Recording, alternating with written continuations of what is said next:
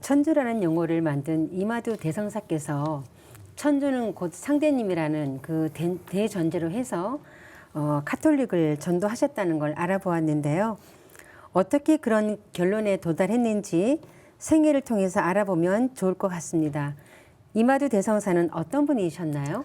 그래서 본래 이름은 이제 마테오 리치 신부님이신데 이탈리아의 마체레타 시에서 이제 출생을 하시거든요. 1552년도니까 16세기 딱 중엽이었고 아까 드린 대로 르네상스가 한창 꽃피던 시절이고요. 그래서 근데 이 청년이 중국의 천주교를 전파하겠다라는 어떤 포부를 품게 되죠. 왜냐하면 이제 1571년도에 딱 20살 갓 되는 그 시기에 예수에 들어가서 해외 선교의 뜻을 좀 품게 되거든요. 그래서 이분이 그 예수에 입교를 한 다음에 10년 뒤에 이제 1582년도에 마카오에 딱 도착을 하게 돼요. 마카오가 이제 광둥성인데 거기서 이제 중국어를 익힙니다. 굉장한 기억의 대가이기 때문에 외국어 공부는 아주 빠르게 이제 습득을 하시게 되고 그리고서 나서 이제 선교 활동을 광둥성에서 이제 홍콩, 마카오 그 인근에서 하시는데 1599년도에 난징으로 딱 들어가고 거길 거쳐서 비로소 1601년에 17세기가 시작되는 그 해 수도 북경으로 이제 본진으로 이제 들어가게 되는 세월을 거치게 되는데 그때 이제 그 명나라 황제한테 뭐 서양의 이런 교리를 전하겠습니까? 서양 문물을 전달하는 게 이제 우선이라고 생각을 하셔가지고 자명종, 탁상시계 같은 거, 서양의 그런 과학 문명, 그다음에 대서양금이라고 해서 피아노의 전신이 되는 거, 그다음에 자신이 직접 저술한 만국 도지 같은 걸 선물을 해요. 그리고 북경에 자리 잡고서 활발한 선교 활동을 하게 되죠. 근데 근 30년 세월을 고군분투를 하십니다. 그래서 그분이 여러 방식을 써봐요. 막 스님처럼도 입어보고.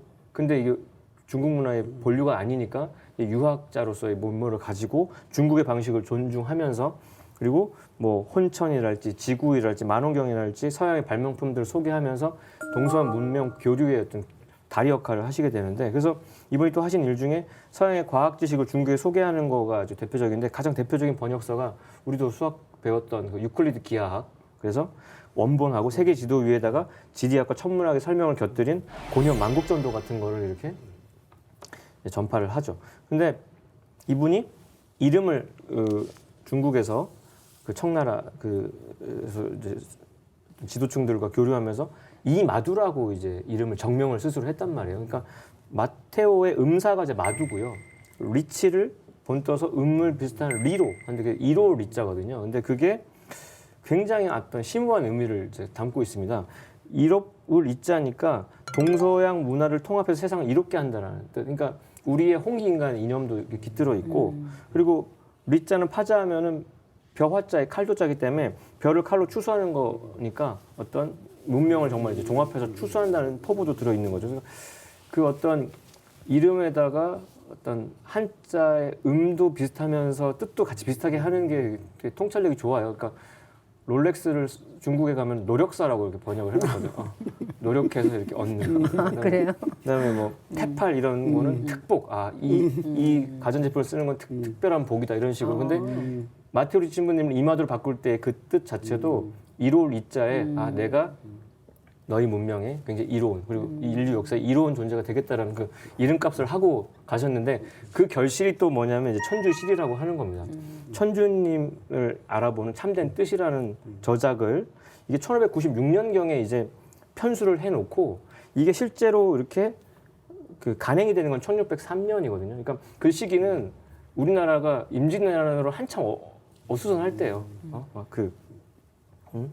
그 명나라가 또 우리 그 조선에 막 파병도 하고 그런 시절이었으니까 그래서 이 천주시리가 우리나라 천주교 성립에 이제 영향을 되게 주게 됩니다. 그래서 이 천주시리에 대해서 우리나라에서 제일 먼저 소개된 게 이수광의 그 지복유술이라는 데 소개가 되고 거기 첫 언급이 되고 나서 한 100년이 지났을 때 이제 이승훈이라는 첫 번째 신자도 나타나는 걸로 해서 그러니까 이 마테오 신부님이 쏘아올린 이 작은 공 하나가 생전에 한 3,000명의 어떤 이 신도를 만들고 이제 정말 이렇게 중국 땅에 묻혔는데 중국에서 굉장히 이렇게 존경받는 어떤 선생으로 추앙을 받았고 그래서 동양에 처음으로 서양 문물을 소개한 인물이자 천주교를 전파한 인물이면서 또 역으로 동양 사상을 서양에 전수한 최초의 인물. 그러니까 인류 문화사에서 가장 그 정점에 있다고 말씀드릴 수 있겠습니다.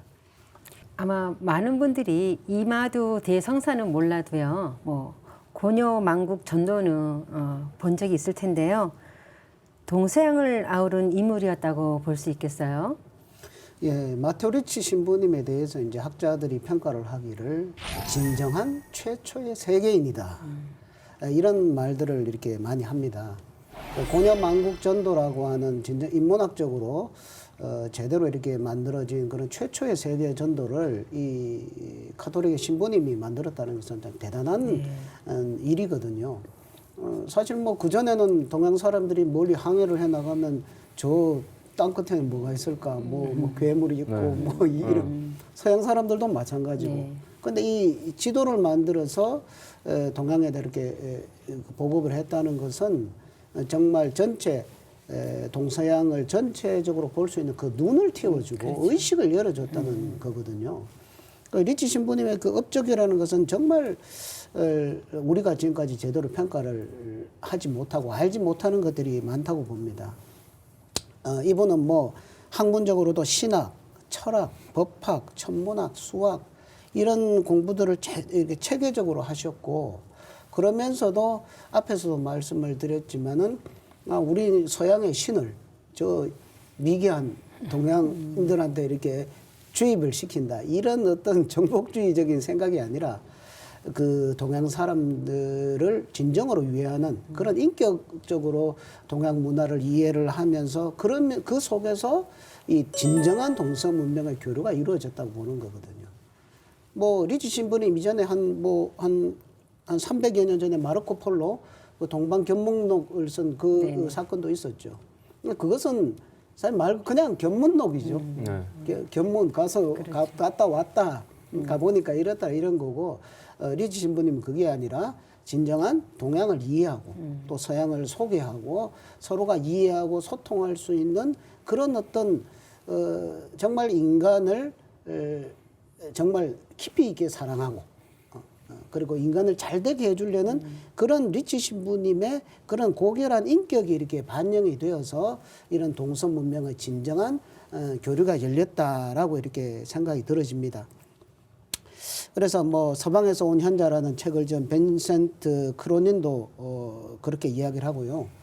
동서 문명 사이에 다리를 놓은 최초의 세계인이다.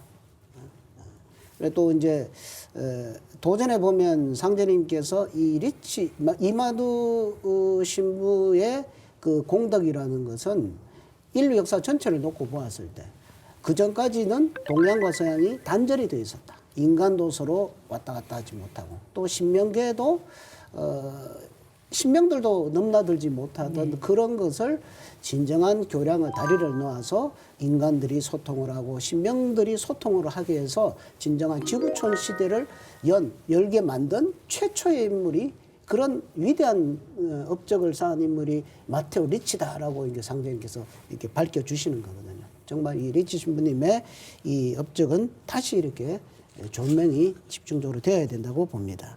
그래서 그 당시에 그 리치 신부님의 위대함과 진가를 알아본 인물이 있었는데, 그 인물도 되게 위대하신 분인데 이진법 개발하고 미적분을 창안했던, 그래서 위대한 수학자였고 철학자였고 비교 문화학자였던 그 라이프니츠.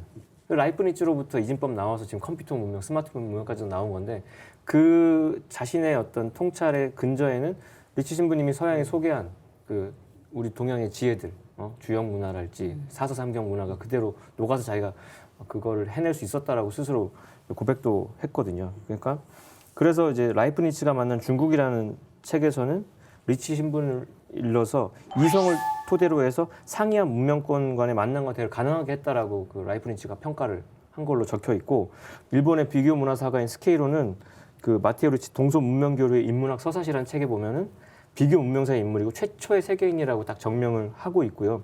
그다음에 이제 철학가 트리스트 대학교의 철학가 교수님 크리스틴은 뭐라고 하냐면 그 각종 위기를, 요즘의 위기가 뭐냐, 대화의 부재다 이렇게 규정하는데 그 대화의 달인이다 이거죠. 낯선 문화 간의 그 대화, 정말 넘나들 수 없는 우리나라 땅 안에서도 지역 감정을 얘기하는 판에, 같은 언어권도 그럴 판에 언어도 다르고 기본 베이스가 다른 데서 그걸 넘나들게 했다는 거예요. 그래서 그 천주 시대를 읽어보면은 거기에 그것도 대화의 형식으로 돼 있어요. 중사, 중국의 선비와 서사 이제 자기가 이제 이입된 마테오 리치 신부님 이입된 그 두 사람이 허심탄회한 대화로 돼 있어요.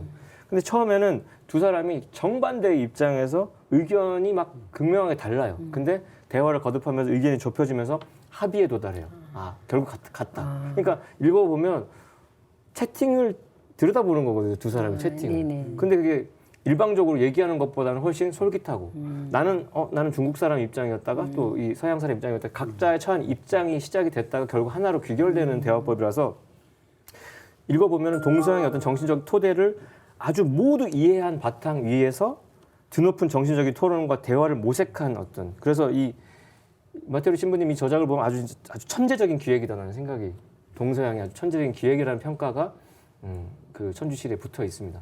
네. 말씀 들으면서 천주실이라는 책을 한번 보고 싶은 궁금증이 막 생겼습니다.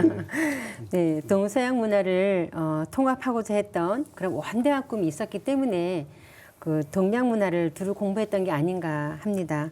그 결과로 나온 책이 앞서 언급하셨던 천주실이죠. 예.